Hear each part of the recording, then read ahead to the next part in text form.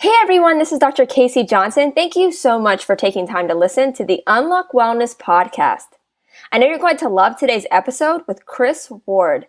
Chris is a past podcast guest who's coming back on to share some of the amazing work that he's been doing. So I'm excited to have him back on to share a story with you guys.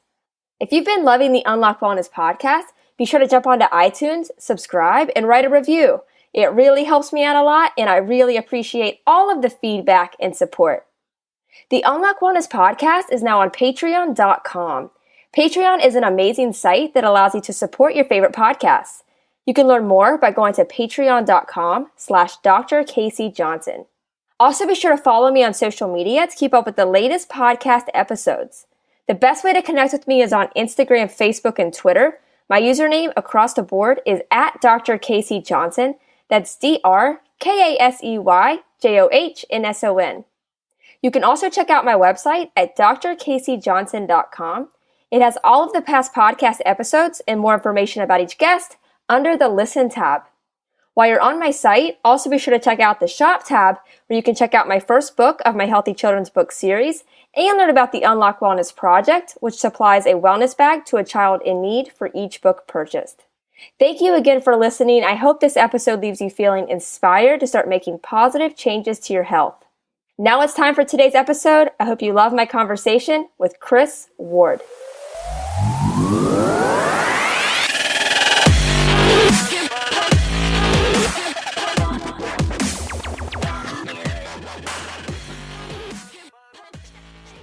Welcome to the Unlock Wellness Podcast. I'm Dr. Casey and excited for today's guest. I'm here with Chris Ward. And this episode will be a little different because Chris is actually a past podcast guest. He was on the show actually all the way back on episode 53, which is crazy. So be sure to go back and take a listen because in that episode, he goes into his backstory a lot more in depth. But yeah, so Chris is really great. He's host of Like a Bigfoot Podcast, and he's an ultra runner. He most recently completed a 140-mile stage race through the desert. And I'm just excited to have him on to share his experience and just everything that he's working on. So Chris, it's great to have you back. Thanks for doing this. Yeah, thanks for having me.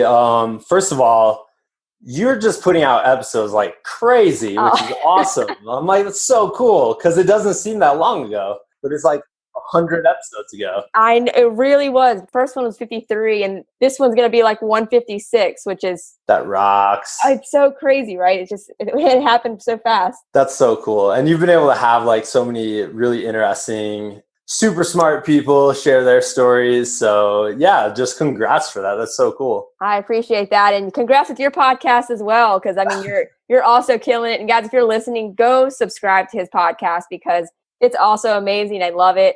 And, but yeah, so, Chris, I know you just completed that race not too long ago. So yes, kind of want to, actually, before we talk about that, Chris, you want to give kind of a shortened backstory for people that haven't heard your story in the earlier episode?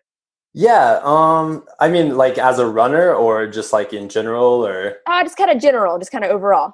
Okay. So when I think about like what my actual purpose is and what my goal is, it really just comes down to spreading goodness. In my regular day job, I'm a teacher. I teach 7th grade science. So, spreading positivity, positive messages, trying to teach really good mindset behaviors. That's really like when I boil everything down, like why do I do any of these things? Like run these long adventure races, wake up early, try to like stay in shape and go on all these adventures and go exploring. It really comes down to like this idea, like I want to meet people who do like-minded things.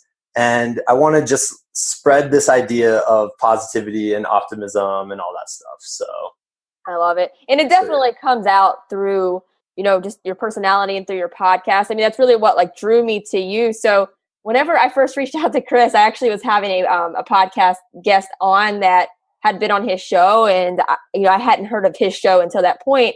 And I was like, yeah, I'm going to do just some research on this guest. And I started listening to Chris's podcast because he had been on there before. And I was like, wow, this guy's really great. So then I started just listening to his show all the time. And then I shot him a Facebook message just to tell him how impressed I was with his podcast and that he was doing an awesome job. And then just kind of stayed in touch. And then he came on the podcast. Which was so cool. Like that made me feel so good. Was that the episode with Bill?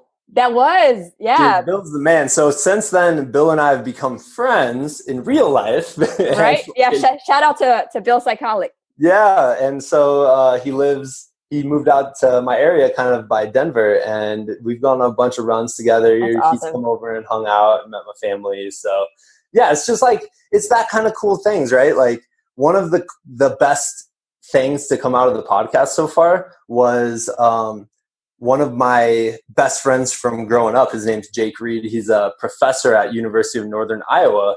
And I just so happened to interview another professor from Northern Iowa for the podcast. And I was like, hey, man, you should meet my buddy. And now they like hang out and stuff. So, it's so cool. Yeah. Just the connections. And when you get to connect other people like that, it's super rewarding. Totally. And I always joke, I'm like, I think my only goal in life is to get people to run 50Ks. Because that's kind of like, for ultra running, that's kind of like the intro to adventure, right? Like that's like ultra running 101 is the 50K. And that's like a 31-mile race. And it's just a great way to spend like the majority of a day, right? Like you wake up, you go to the start line with a bunch of other people who, you know, a lot of them might be starting their first 50K too. They're all nervous, and you know, the gun goes off and you're slow. Like honestly, you're super slowly jogging by each other. Like it's not like a sprint race where everyone's sprinting away from the start line. But like then you start talking, you meet people, and then you get to the end, and you know, you get to just hang out and cheer everyone on. And it's just an amazing way to spend a day. It's a really cool way to explore a new area. I just really love it. And right now, currently, I have like 3 people just in my social circle who are signed up for their first 50K. And I was like, that's really cool. What is like the time frame of just an average first timer doing a 50K? Like what's an average time for that kind of race? Yeah, it really just, it depends. Cause I've ran one that was in Virginia. It was pretty much flat the whole entire race. And I did that one in 4.5 hours. And then I did one in North Carolina that took me 10 hours because there was 12,000 feet of elevation. Like the first 5K took an hour and a half to do. It was crazy. But so it just depends. Like, I mean, you have to kind of like look at what's the course like, what time of year is it? You know, I'd say first time person, like, I wouldn't, if I was signing up again for my very first time, I wouldn't even worry about the time. I would just kind of like think like, okay, I'm going to be out there. And then once you kind of like let everything go and you're just kind of like, I'm out here until I'm done. And that's it. It doesn't matter how long it takes. I can't control that, but I can control just like my attitude and my outlook during this race. I don't know. That's kind of like my strategy going into one of these things. Do they wait for the last person to be done for every ultra race? Is that just how the community works, or is there a time cutoff? So most of the time there is time cutoff. So they do, and in the race I did this summer, there were time cutoffs every day, just for the safety of the runners, and then also the people volunteering for the race and helping out at the aid stations. So I guess you're right. I guess you can't be like too like, oh, I'll just take my time, but do a quick nap and yeah, exactly. Usually the time cutoffs are fairly reasonable, and so I guess that's the one thing you do have to kind of pay attention to somewhat. Right. This might be like a super TMI question, but like somebody that goes into ultra running, is it common for them to lose their toenails? I think that's something people hear all the time when people start doing like long distance. Like it's a common thing, or have you seen that a lot? Yeah, so I've seen it on my own feet. No, I've lost a couple of toenails for sure. Yeah. Yeah, and then as I look down at my big toes, both my big toes are like completely bruised over from a race in April, just to give you an idea. But it does happen. I think a lot of times that's because if you have like a missized shoe, like either it's too small, or for me, what happened was my shoe was broken for the last like 7 miles of the race. And so my feet were just sliding every which way, just bashing against the side. So it definitely does happen. I honestly though, like during the race, you don't notice it. Right. And then it's after the race later, hypothetically, when you're doing yoga and you're in forward fold and you're messing with your toenail in the middle of a class, and you pull it up and then just blood squirts out. Hypothetically, of course. Hypothetically. Yeah. It's part of the game, right? Yeah, exactly. But I wouldn't say it happens every single time. I think if you were starting out your first 50K, for instance, you just kind of need to get used to you have to get your joints ready. Like you're kind of training your joints to be used to this long time, constant pounding on the ground, basically. Mm-hmm. And then your feet. Like for me, I remember my first one, my feet just like hurt so bad. And then you kind of just have to accept the fact that your feet hurt bad and that you're going to go through it anyways, you know? Right. Yeah, no, that's so true. I mean, yeah, I think it's like you said, just the more you can prepare for something like that and not just wing it, or if you can do some of like the pre-therapy stuff beforehand, like yoga, or just just being super prepared. No, that's awesome. And I love that you're trying to get all of your friends to do 50Ks. That's the plan. Yeah, I'm trying to think, like, I should count it up sometime. I have at least like 10 people who have done their first 50Ks. Didn't you talk a guest into doing one like the same week? I did, yeah. So he did one, and then that's my buddy Scott. How did he do? He did pretty good. That was a hard race too, because halfway through it just started downpouring, like the hardest rain I've ever been in. And we were on these really, like, I don't know how to describe it, but it was like really sandy trails. So it just turned into like ice skating for the last 10 miles of the race, which is kind of a funny connection to my race this summer, because I ran with this guy named Bob during that race, the rainy one, the 50K. And he's this guy from the Czech Republic, just like the most positive, like energetic guy in the world. And I got done with day one of the stage race this summer, and all of a sudden I'm hearing this guy talk, and I'm like, is that Bob? I'm like, Bob. And he's like, Chris. And like we hug.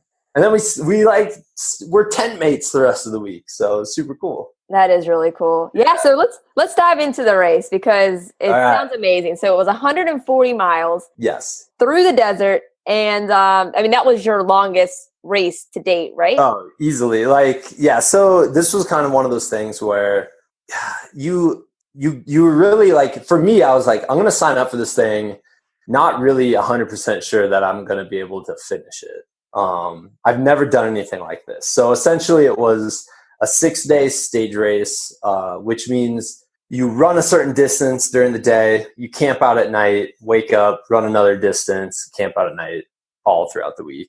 And the distances ranged from, we had a 41-mile day to a 9-mile day. So it was just like and then we had a day where it was a beach day and we just sat and drank beer all day. So for part of it. Man, so what was the actual like route? Where did you start? Where did it go through? Okay, so it's called, first of all, the race is called the Desert Rats Kokopelli Stage Race. And the reason why I wanted to sign up, I've always wanted to I've heard about these races my whole entire life. My cousin, Susan, who's a bit older than me, she would do these stage races in the Sahara for like 6 years in a row. And then she did one in Iceland. And she would always come to our family reunions and she would show pictures and talk about them. And it just blew my mind. I was like, whoa, I didn't know people can actually do. Did she do the one where you do all the deserts? Have you ever seen that? Or did you ever listen to the one that I had, the Jennifer Steinman? She directed the documentary Desert Runners. No, I love that movie though. Do you? Awesome. Yeah, you have to go listen to the podcast. She's amazing. That movie's amazing. But did your cousin do that?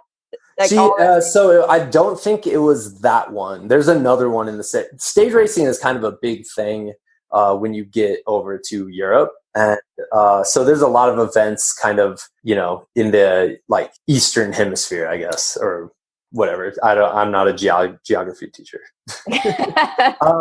But first of all, I love that movie. I was going to show it to my wife and like my dad before this race, because I'm like, I just wanted them to see what I was getting into. But I think it's in that movie, either the first or second race, like someone dies on the course. And I was like, yeah, here's a wise move is don't show them that. Yeah, it is extremely intense. It's so hard to stay hydrated at that level of heat. same thing with like races like Badwater. I mean, those races are insane. But I mean, through all of those stages, I mean, like, so you said you start off in Colorado, right? Yep. So we start off in Fruita, Colorado, and you run this. It's kind of one of the like longer trails out here. It's a mountain bike trail usually. It's called the Kokopelli Trail, and you go all the way through the desert, kind of like diagonal down to Moab, Utah.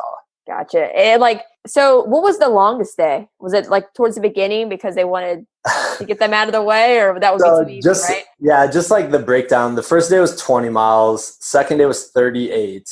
Oh, man. Third day was 9 as like a kind of like, rest a little bit day. Mm-hmm. And then the fourth day was a long day. That was called the Expedition Day. And that was 41 miles. So pretty like comparable to the second day, right? Like distance wise. Right. But this is when we headed up into the La Salle Mountains, and we gained 7,000 feet during that day. So it was pretty much a climb the whole entire day. And that one definitely had the two hardest, probably most dangerous stages because it was pretty remote. And there was like basically like 12 miles between aid stations 2 times in a row. So you go 12 miles, you get to an aid station, fill up all your stuff, and then another 12 miles. But like, since you're going uphill at that point, the 12 miles could take you 4.5, 5 hours, That's just because like, it depends how fast you're going, obviously. But like, so it's something you had to keep in mind. We're like, dude, I gotta like make sure I keep enough water for 4 hours of this. And if I run out at any point, like there's nowhere else to get water. Well, plus you have the added weight of all the stuff you're carrying to make sure you have enough supplies to like fuel you and all of that. Yeah. And I think, so just if you have seen desert runners, it's a bit different because we didn't have to carry like our sleeping bag or sleeping pad. And at night we had a chef, like we had an nice. Awesome chef. Yeah. And he would even like, I mean, for listeners of your podcast too, especially like he would cook a vegan option every night too, which was awesome. And it was like, so in that sense, there was a bit more luxury, I guess, than those like 4 desert races. But right. I mean, what's it? It's that's called like, it's like supported versus self-supported, right? Is that yeah. Okay. Gotcha. Yeah. So this was definitely supported. And every night I had like a backpack, and I had a backpack on, but then I also had like a duffel bag, and they would like transport your duffel bag to the next camp, and they had tents set up for you. Nice. That's definitely nice, but it doesn't make it any easier, but it still makes it nice. Would you say that second day was the hardest on your body physically? So yeah, I guess when I was talking about being nervous about this race, I was nervous that my body was not going to be able to recover, because usually, I do an ultra marathon, like a 50K or 50 mile, and I give myself like a week to a month sometimes to just recover, like recover from injury, or, just recover from, honestly, like I think your hormones need to recover a bit too. Definitely. Because you're like not redlining. That would be definitely, you're not pushing it so hard that you're redlining, but your heart rate is elevated for like an extended period of time. Right.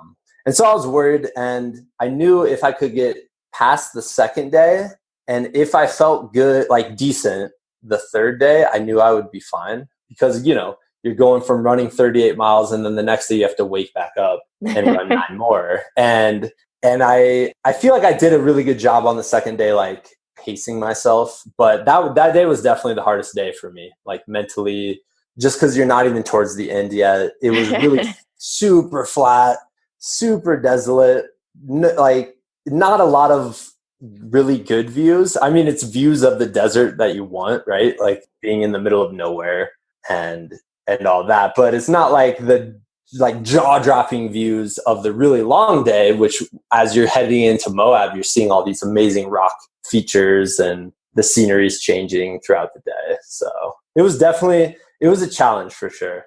Yeah. I mean, what were probably the biggest challenges that you encountered throughout the race besides just recovery time? I guess, so when I think about the race itself, the thing that actually like every single person came away with was this really cool, interesting sense of community between all of the racers, all the crew. So we were 25 racers with 20 crew members. And throughout and it's really cool because you have this like eye-opening experience where on Friday night before the race or Saturday night before the race, you're all sitting around and you're complete strangers. You don't know each other. You're like nervously talking, right? Like, hey, nice to meet you. I'm Chris. I'm sure I like sounded really stupid or something. And and then within it was seriously within the first day, we all bonded and like became this really cool connected community traveling through the desert together.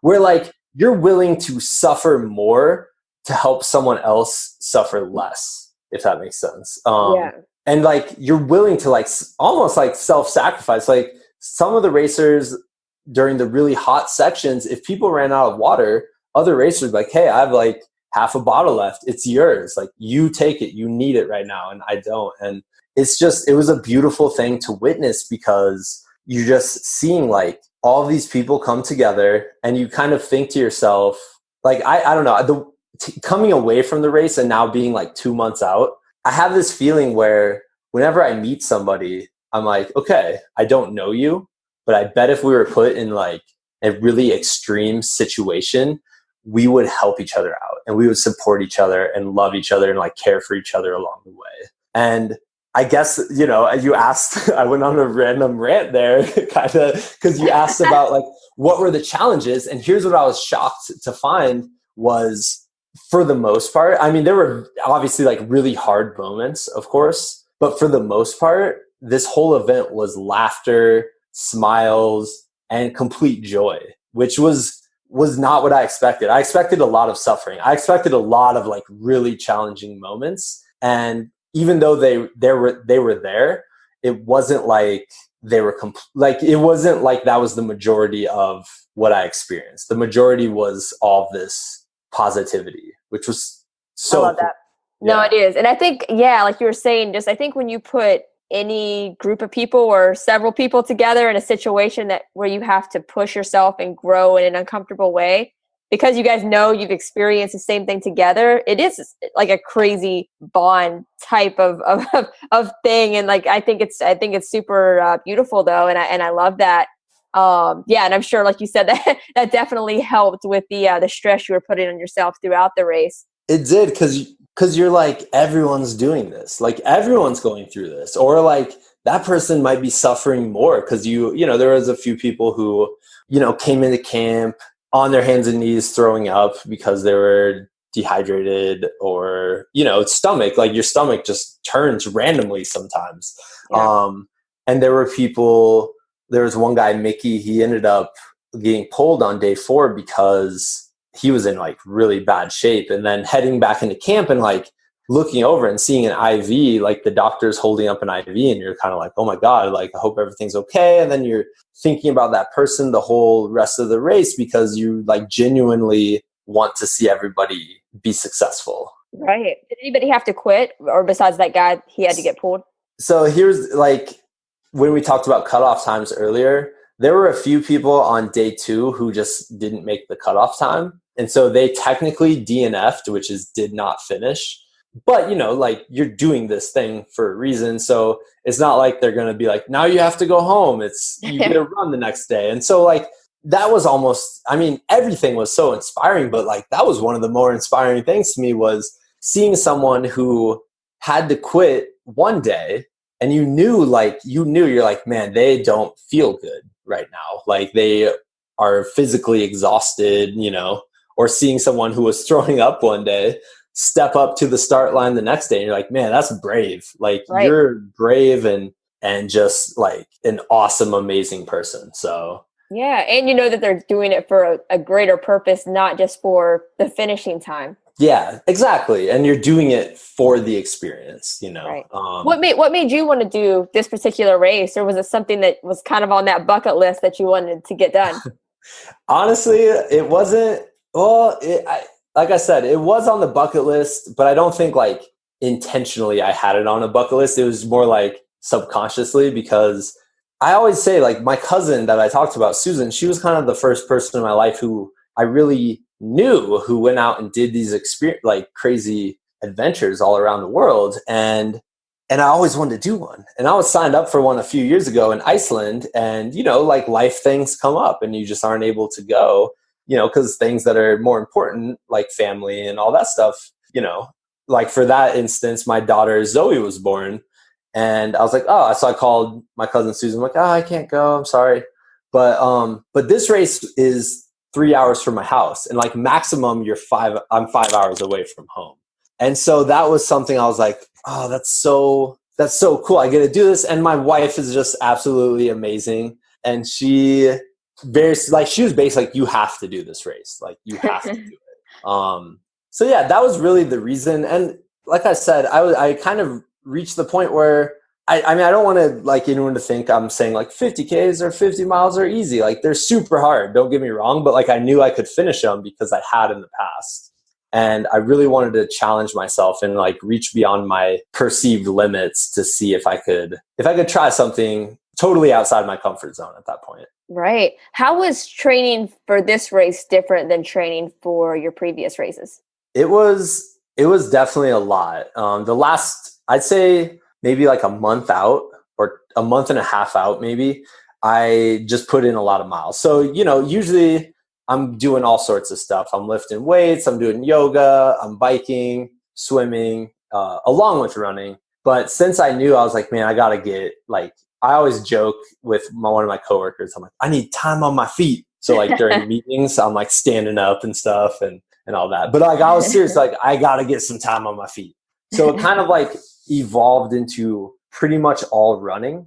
And for me, like, doing just one thing is a way to like really kind of drain the love of that one thing. Right. And so after a while, like, that definitely was hard because I'm like, I really love running, but during the training for this thing, I wasn't loving it as much. And then school got over about 3 weeks before the race. And so I used that time to put in 3 back-to-back days of 20 plus miles. And I intentionally went to some new area of Colorado I had never explored, or new trails.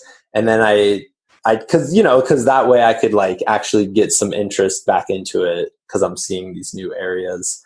And then I just sat outside because it was like 97 degrees. I'm like, well, I'm just going to sit outside the rest of the day and just get into the heat. So I love, like, I think you told this story and the first time you came on the podcast, but basically, like, when Chris was first getting into running long distances, and sorry if I butchered this story, Chris, but it was, you wanted to do a long distance, but you really didn't want to wait to sign up for something. So you just went out one day and ran a marathon and like stopped at a gas station and was like, I'm running a marathon. And they're like, when? You're like, right now. Like, it's happening now. So, I love that. Just your ambition to want to just go for it. Once you accept, like, once you don't worry about pace as much anymore, or like, I don't run with a watch ever. I never, because you see the people at the beginning of the race click their watch. I never do that. I just run with, like, I'm like, I'm gonna go out and do this trail. I don't know if it takes me an hour 20 today, when yesterday it took me 55 minutes. Like, that's totally fine. I just need to get this distance in, or right. Like, I need to get this distance. Or sometimes I'm like, all right, I'm just gonna go out for 2 hours, and I'll set a timer on my phone. And I'll just take off from my house, and then at 1 hour I'll just turn around. Yeah. That usually works out. And I know there's for a lot of people that do ultras, it's a struggle, and not, I don't think so much for you, because I think you do a really good job at balancing that with your family. But I mean, it is a lot of time where you have to be out there and running and training that's away from your family. So I mean, how have you dealt with that, and how have you seen it with other people? Because you hear a lot of stories of like that struggle with ultra runners and being home. Yeah. I wake up really early, like 4:00, 4:30. And that usually, it sucks running that at that time. Don't get me wrong. Like, I'm so tight. I'm like dehydrated. So I like try to chug water when I wake up, but it's important to me to do that because that is important. I mean, you do have to like prioritize. That's why, I mean, I get done with this race this summer and instantly I'm like, oh man, what other races can I sign up for? But then, you know, you have to take a step back and like, okay, I can probably only really handle the training, and also like it takes a weekend away from my family usually, or in this case, a whole entire week. And it's like, okay, so I can probably only do this once a year or twice a year, you know? It can't be something I'm doing every weekend. And of course, like, I don't know if you ever get this, but like the Instagram envy, right? Like go on. I don't think anybody doesn't get the Instagram envy. It's impossible. And like the way I look at it, I try to use that as inspiration, of course, like not just like getting envious, but it does happen. And you see people who are out there doing races every weekend or every other weekend. You're like, oh man, that would be awesome. I would love that. But like at the same time, I just love being with my family so much that I want to set the priorities in the right spot, I guess. Now for me, so like I have just special kind of circumstance since I'm a teacher. I did have summers, and my girls, for that point of the training, I did let them stay in daycare for a little bit. And by let them, I mean, I kept them in daycare for a couple weeks, but like they love it and they like learning and they play with their friends all day, you know? So, but especially during those 20-mile days, that was the real like crux of it. And really, honestly though, if people want to train for an ultra, it doesn't take as much time as you think. Like you don't have, some people put in like 100-mile weeks. I've never put in a 100-mile week. I've shot for it. I thought I was going to get it training for this thing, and I put in an 80-mile week, and none of that time interfered with my family because I did it super early in the morning. Right. So you really honestly don't need to do as much time as you think you do. Usually like, as long as you're running like 3 times a week for maybe 40 minutes, and then on the weekends putting in a long run, you can get it done. And I've had friends who've done ultras on zero training just because they are stubborn and really want to suffer. Like you can totally go that route too. You know what I mean? Do like a David Goggins, just type of deal, right? Yeah, exactly. So it's kind of it's the thing I like about the sport. It's a choose your own adventure, right? Like you can strive to be a really big elite, or you can strive to just have a good time and see an amazingly beautiful place and have an adventure. So, or just really like push your limits. I mean, anytime you're going above a marathon, actually, anytime you're going outside your comfort zone, like you're totally pushing your limits at that point. And then eventually you might find out like maybe my limits are farther away than I thought they were. Right. Because, you know, Chris, we've both had Josh Lajani on our podcast, and for him starting out that 5K, that was pushing his limits, you know, and now look at him. I mean, he's I love that story. Like I love Josh's story because like that's what it's like for most people. And it with the like Instagram envy kind of thing, like you see someone doing something incredible and you're like, I wish I could do that. And you got to understand, like they've put in hours and hours of work to get to that point. It's not like just even like Josh, like I look at Josh, I'm like, dang, that guy's ripped. Like sweet. But I'm like, it's not like you just magically like flip a switch and like you automatically can do these things. Like, you know, you do have to actually put in the work and be consistent with it is really the key. Is like, if you really want a goal, you can achieve pretty much anything as long as you're working consistently at achieving. Yeah. And I think Josh will be the first one to tell you that his story isn't special. It was just consistent work and dedication to what he was doing. Exactly. I have a buddy who's lost like 90 pounds at this point. And he's like, people come up to me and ask me like, dude, what did you do? And he's like, it's really boring. I just started eating healthy and I started moving my body. Right. He's like, crazy. It's crazy. Yeah. Because then I asked him to be on the podcast. He's like, dude, like I don't know what I can say beyond that. And I'm like, you'll find stuff to say. Right. No, that's awesome. Yeah. And as far as, I mean, you know, that was kind of like physically the differences with training, but what about mentally? Like, did you have to change a lot of things with your mindset with this race? Other than, I know you kind of mentioned you had to be okay with possibly not finishing. Yeah. So I guess a couple of things. Like the first 2 days were the worst I felt. So I don't know what it was, but especially the second day, like I just I got done with the race and I ran with this guy, Paul, pretty much the whole second half of the race at least. And I got done and I turned to him like, dude, I don't remember anything about this day. Like, and I thought I thought he was going to be like, did you get a concussion or something? I'm like, no, like for whatever reason, I just turned my mind off and I was like, let's just get through this. Cause like I said, I suffered that day. And so those 2 days, those were the worst I felt. And then as the week went on, I felt stronger and stronger. And when I like got home and I started reflecting about it, I realized it's because the last few days, like I had a purpose in my mind, like something very clear, like a why, like why am I running this today? And I set that why, I set that purpose.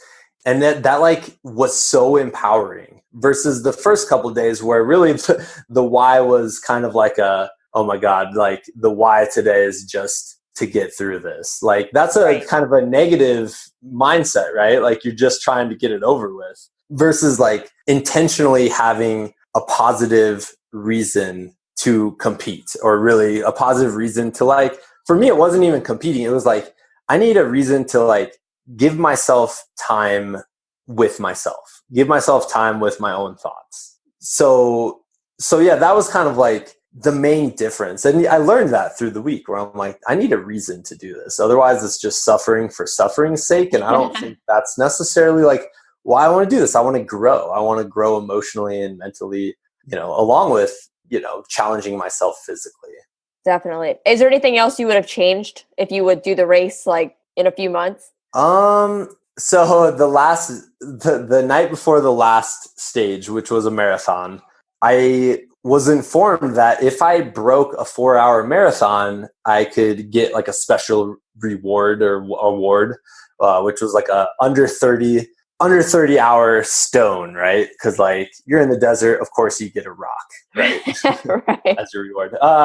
And in my mind, like that didn't even tempt me. I was like, I can't. There's no way I can run under a 4-hour marathon. I've never done it with just feeling normal, like let alone like 100-degree temperature. And so I guess like if I had to change one thing, maybe I would have.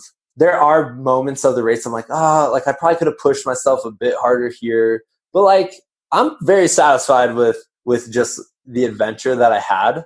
So I don't know if I'd change a lot, but maybe I'm signed up for it next year. So maybe I will go for the under 30 hours. Right. It was 100. Was that the average temperature?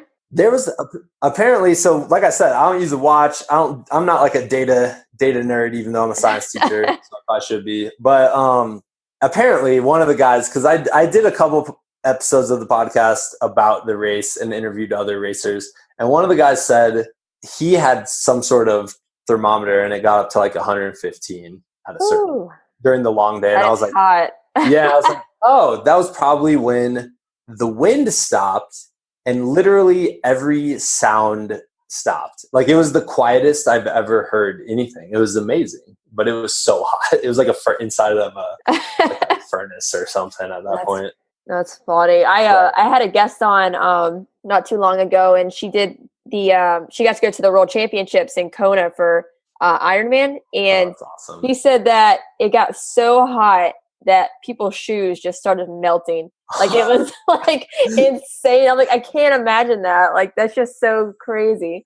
I don't know if my shoes ever melted even a little bit. Maybe they did, but I will say like you'd put water in your bottles and it'd be like ice cold water and you'd be like, oh, this is going to be so amazing when I drink this. But you also knew like, I can't drink this all at once, right? Right. And within like 10 minutes, that water would be like, if you go to your faucet right now and turn on the hot water side, like that's how hot that water was. I was like, what? I didn't even know this was possible. But yeah, there was one moment too on the second day. I had a bag of ice. I'll try to explain this so it makes sense. But I had a bag of ice in my hat, and like your brain's working at like 60% for some of this, especially when you get tired, right? So I had a bag of ice. It had all melted. It was still relatively cold. And I just was going along and I'm like, this would feel so amazing if this bag just popped right now. And it just like poured all over me, right? And so then I was too tired to take my hat off. I didn't want to stop, take my hat off, open up the bag and dump it on me. So I was like, oh, I have a pocket knife in my backpack. Like, what if I just get this pocket knife out and like poke the bag? And then I was like, as I was like imagining this, I'm like, wait a second, dude, you're just like gonna stab yourself in the head. Just everybody's brain, just all your thoughts are just breaking down at this point, right? Yeah. And luckily, like, common sense prevailed, and I was like, don't stab yourself in the head, man. Right. Like, you got some glucose, you're all set, you know. Yeah. But along with mindset, like, one thing it really taught me, besides all those, like, you know, the positive community, which really was the key takeaway, and the whole, like, having a purpose is just incredible. Like, that can drive you through with anything, pretty much anything. Yeah. Right. Oh yeah. Like, if you have a purpose and a why, and you're consciously thinking about that while you're doing these really hard things, whatever it may be, even if it's like a hard moment in your life, right? Like, if you're going through something really rough, but you have that purpose and you're thinking about that purpose, like, you can get through it. You can pretty much get through anything. But the other thing I learned, especially during the long day, right? Like 41 miles, 7,000 feet of elevation. It's 115 apparently. I was just like, it's really hot. I had a really clear thought for most of the race where I was just like, okay, there are a lot of things out of my control today. Like, I can't control the distance. Like, it's going to be a long ways no matter what, right? I can't control the elevation.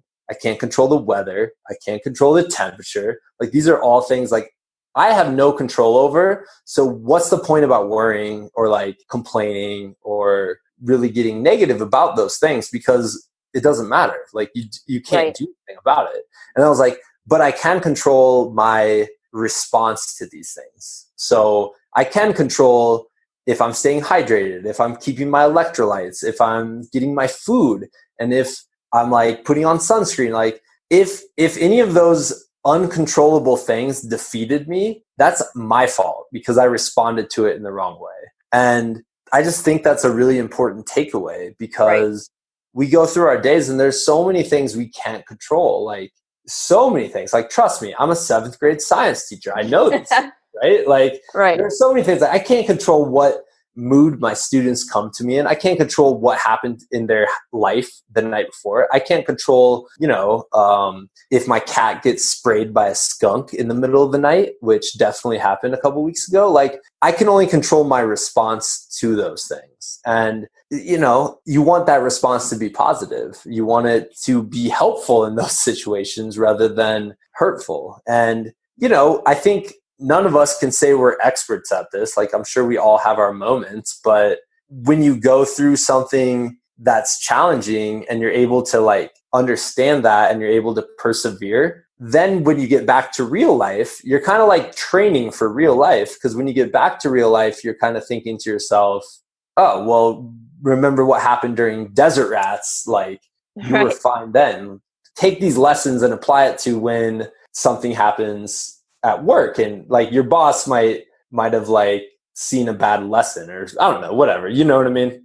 Right. No, I do. And it's super valuable. I had a few like mentors of like, just, I've heard speak about this, and it is super interesting. It's like having the mentality that if something does happen to you, like, it's basically, it's almost kind of like everything's your fault mentality, like not being like the victim. Because let's say, okay, you're going to work, there's a traffic jam, somebody rear ends you. Obviously, they did that to you, but maybe the solution is you should have left 10 minutes earlier. You know, like, or so it's like having that mentality. It's like you're not a victim. There's always things that you can do to possibly have avoided it in the future, like that sort of thing. So like, I just think it's super empowering. It is. It's the extreme. It's kind of like there's this book called Extreme Ownership. It's that idea, like, wherever you are, your situation in life is because you were the person that put you in that situation. Definitely. Like, you made the decisions everything. Yeah. Yeah, like positive or negative. So if you're in a negative situation, like, start making decisions to get yourself into a positive situation. Like, you can start whenever you want, Right. And then don't worry about the uncontrollables, because you can't they're uncontrollable. You can't control them. So, and I think like doing an endurance race, whatever it may be, actually, like, it doesn't even have to be an endurance race. Like, I don't want people to think that that's my message, even though I jokingly want people to sign up for 50K, which I really do. But like doing anything outside of your comfort zone, whatever it may be, like, is really just kind of this cool adversity training for you, where you're like, okay, now that I was able to do that, now I understand how I react in intense situations or uncomfortable situations. Right. I get how I respond when I'm going through these things. And so now I can either, like, if you don't respond in the best way, and you're like, okay, well, I need to change that. And you realize that. So it's kind of like, it really is like life practice almost. Right. Just increases the awareness for basically you can take it to any level of your life. And I love that. And like, I've had several ultra runners on that have said similar things, and it's very That's true. Why we're a cult. It's a cult. I've heard only amazing things about the ultra community, and yeah, everyone's so cool too, because a lot of people have learned these lessons, right? Like, what's the point of being crappy to other people? Because, like, I guess, why wouldn't you just give your absolute best for other people? Why wouldn't you do that? Like, if people are thinking like if I think about myself in the best situation in the future, I'm giving myself to others. I'm like giving what I have, knowledge, advice, whatever, like love, support. That's what I'm doing, because why wouldn't I? What's the other options there, right? The other options are to, like, not support them. Right. The other options are to, like, not give them love, give them hate. I'm like, that sounds terrible. What are you doing? And I just, like, that's why, like, I decided, like, my whole purpose, I really thought about this a couple years ago. I'm like, what is my purpose? Why am I doing these things? Like, what do I want to do? And it's to spread goodness, because what else is there to spread? Right. I don't know. I love that. There's a lot, like, I can go on Twitter right now and there's a lot of negativity, and people are intentionally spreading negativity to each other. And it's a huge bummer. I don't like to see it. I don't like to go on Facebook and see people have arguments. I mean, I think obviously you can have disagreements in a, like, healthy way, but, like, right. And it's having, like, empathy for those people too, because if somebody's in a space to where they feel like they have to go on, like, Twitter and write something negative to someone, it's almost like, I feel really bad for them and where they're, like, the space that they're in, because, I mean, you have to think about, like, if you're in a good mood and you have high energy and you're just happy, like, you don't want to do those things. If you're doing stuff that's productive and you're busy and you're happy, you don't have time, or you wouldn't have the desire to do those things. So to be in a level to where you have the desire to go on somebody else's stuff and write something negative, that's more of a reflection on where they're at. So it's I feel really bad for them, and it's why, like, I love people like yourself, Chris, because you are spreading positivity, and hopefully it can trickle down to a lot of those people. That's awesome. That's the goal. And it's amazing. Like, the trickle down factor is amazing too, because you really don't know who you're affecting. And a lot of times it's just based off of how you are acting in the present moment, because that's what people see. Right.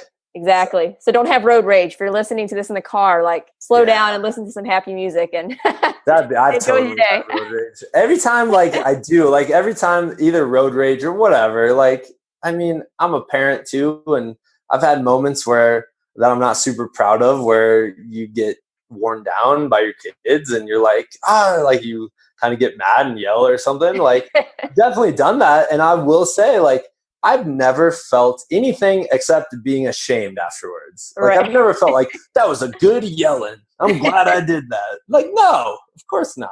I've only felt like, man, I feel terrible now. Like, that wasn't me. That wasn't in line with me. Why did I do that? Or, like, okay, so here's a really honest story here. I've cussed out one person in my life, and it was this lady who ran the apartment complex of my wife, right? And she was so mean. Like, she was so mean. A lot of stories leading up to this, but my wife finally moves out. And it wasn't even, like, I get very, like, if people are mean to other people, I don't like that. Like I feel like I have to stand up, Right. And so I witnessed this lady like be super mean to this random person who I didn't even know. Like it was some random person moving in, and I witnessed this lady being super mean to her. So I was like, oh man, like I'm so mad. So I called her and I left a message and I used some words that I'm not super proud of. And guess what happened? Like 2 hours later, I felt so terrible that I went back into that lady's office, even though I wouldn't have had to ever see this lady again. I went to her office and I apologized and gave her a hug. And I'm like, God, like, I just instantly regretted it. That's amazing, though. How did she respond well to that? She did. Yeah, she definitely did. But I was so embarrassed too. But I was like, I gotta own up and just apologize. Like I was out of line, even though she was out of line too. But I was like, you know what? Like I need to be the bigger man here. And like, yeah. I just laughed at myself. I'm like, of course you just went in and gave that lady a hug. And then you got her signed up for a 50K. It was a solid day. Yeah, exactly.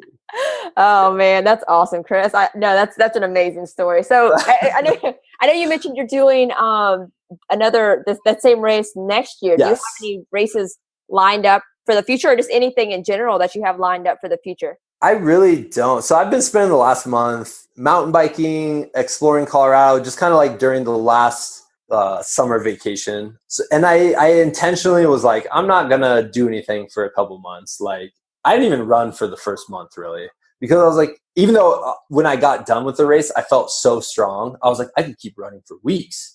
Like, let's do a marathon every day. Come on. Right. Like, your body adjusts. But I just gave myself some time off because I knew the training like wore on me a bit. And now, yeah, I'm like kind of looking for some races. One of my coworkers at school, he just mentioned snowshoe racing, which are shorter distances for the most part. And so I'm pretty interested in that. I want to try something new, like something like that, like a mountain bike race. I would love to do a stand-up paddleboard race. I think that'd be so cool, but we're almost out of season for that. So basically just kind of just recouping, doing that race. And then if things kind of pop up, just jump in. I'm volunteering with the same company as put on by Gemini Adventures. So I'm volunteering at their 50K, which was the one that rained on us last year. So I'm going to work in aid station. So I'm really excited for that because like I said, like I just love supporting people and I want to be the smiling face people see at the aid station. So that'll be fun. I love that. that. Yeah. And then, Chris, what's the best way for people to follow you on social media? That way they can keep up with all of your adventures and all of your races and just everything that you're putting out there. It's just all things like a Bigfoot. So because we didn't talk about your podcast at all. A little bit, but Chris's podcast, it's called Like a Bigfoot Podcast. And so you've been doing that for like long? 2 years now. Okay, almost. Gotcha. Yeah. The one, for more of the Desert Rat story, like it just happened to fall on episode 100, which was super cool. And I like took some clips from the race. Like I actually recorded a couple parts while I was filming. And I'm really proud of how that episode turned out. It was really cool. And then there's there's all sorts of cool stuff. So check that out, Like a Bigfoot on wherever. Definitely, guys, go subscribe. He does a great job, and a lot of the guests are ultra runners as well. It's a good mix, and it's super inspiring though, just all of their stories. And definitely go check that out and give them a follow. I'll put those in the show notes, that way people can just go add. That's cool. Yeah, I've been really honored just to be able to talk to everybody. Like all the people that have been willing to like talk about their passions have been so cool. Especially episode number 65 with Dr. Casey Johnson. Oh, yeah, that was fun though. That's really crazy. I mean, those episodes had to have been almost a year ago, which I know blows my mind. Yeah, that's so awesome. Cool. I love it. And Chris, whenever you came on the first time, was I doing closing question yet? You may have. Well, I think you were. Well, you get to answer it again if you've already done it. But okay. So if you just crap, I should have prepared. No, you're good. If you just had one piece of advice for the audience, maybe it's something that's been your biggest takeaway through your journey so far, your biggest takeaway through the race you just did. But if you just had one piece of advice for the audience, what would it be?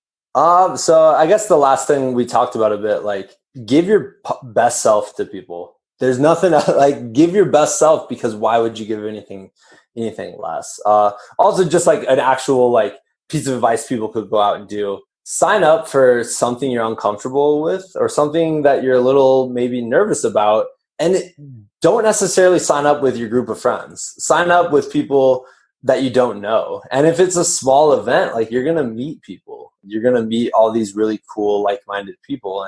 And you'll have these realizations of like, oh, we are just put here for one another.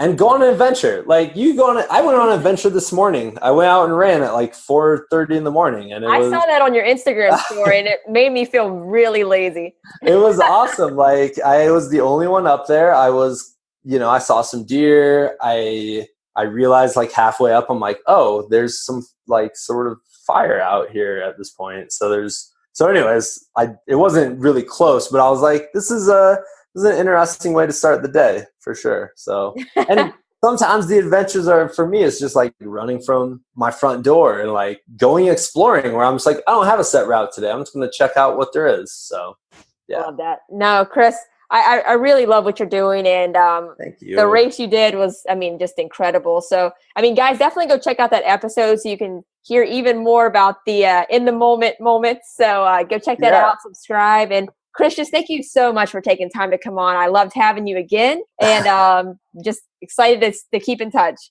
You're welcome. Thanks for having me. If you guys want to sign up for that, it's at Gemini Adventures. So I'm doing it so we can high five.